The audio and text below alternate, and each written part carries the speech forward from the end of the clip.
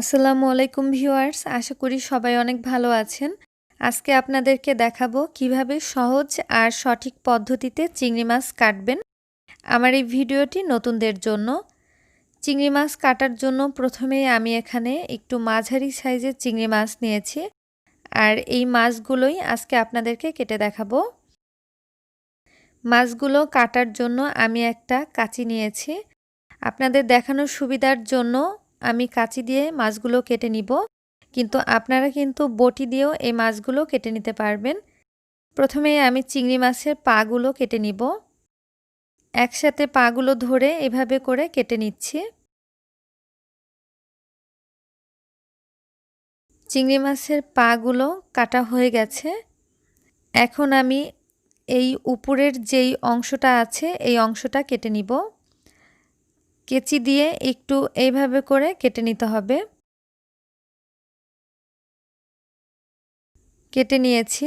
আর এখন এই বরাবর দেখবেন যে একটা ময়লা থাকে, এই ময়লাটা আমি বের করে নিব। হাত দিলেই কিন্তু ময়লাটা পেয়ে যাবেন।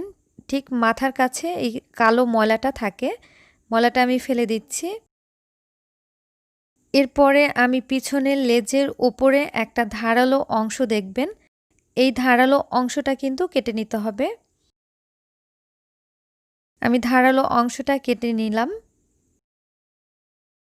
অনেকেই আছেন চিংড়ি মাছটা এভাবে খেতে পছন্দ করেন, তো তারা এভাবে রেখে দিবেন, কিন্তু আমি চিংড়ি মাছের খোসাটা পছন্দ করি না, তাই আমি খোসাটা খুলে নিচ্ছি। খোসাটা খুব সাবধানে খুলে নিতে হবে, কারণ খোসাটার সাথে কিন্তু চিংড়ি মাছের মাথাটা খুলে যেতে পারে, তাই খুব সাবধানে খোসাটা ছাড়িয়ে নিতে হবে। এরপরে চিংড়ি মাছের মুখের অংশটা আমি কেটে নিচ্ছি। ঠিক এইভাবে করে আমি প্রত্যেকটা মাছ কেটে নিব। সবগুলো মাছ আমি একইভাবে কেটে নিয়েছি। এরপরে এই মাছের রগগুলো ফেলে দিব। অনেকেই হয়তো জানেন না যে চিংড়ি মাছের রগটা কিভাবে ফেলতে হয়। তো চিংড়ি মাছের পিছনের যেই সাইডটাতে আছে এই সাইডটাতেই কিন্তু মূলত চিংড়ি মাছের রগটা থাকে।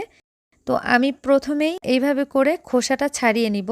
আমি সম্পূর্ণ খোসাটা ছাড়িয়ে নেব না, সম্পূর্ণ খোসাটা ছাড়িয়ে নিলে চিংড়ি মাছটা ভেঙে যাওয়ার চান্স বেশি থাকে।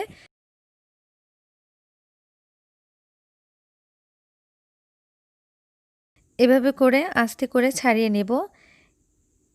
এবার মাছের যেই পিঠের সাইডটা আছে এই সাইডটাতে একটু ছুরি দিয়ে কেটে নিচ্ছি। ছুরি দিয়ে কেটে নেওয়ার পরে দেখবেন কালো একটা রগ থাকে, এই রগটা কিন্তু ফেলে দিতে হবে।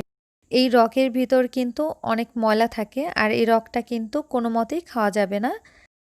ঠিক একইভাবে আমি সবগুলো মাছের রগগুলো ফেলে দিব। আর আমি এই চিংড়ি মাছগুলো দিয়েই আপনাদেরকে চিংড়ি মাছের মালাইকারি করে দেখাবো। তবে এই ভিডিওতে করে দেখাবো না, আমি এ নিয়ে আরও একটা ভিডিও তৈরি করব, আর তাতে চিংড়ি মাছের মালাইকারির ভিডিওটা আপনাদের সাথে শেয়ার করব।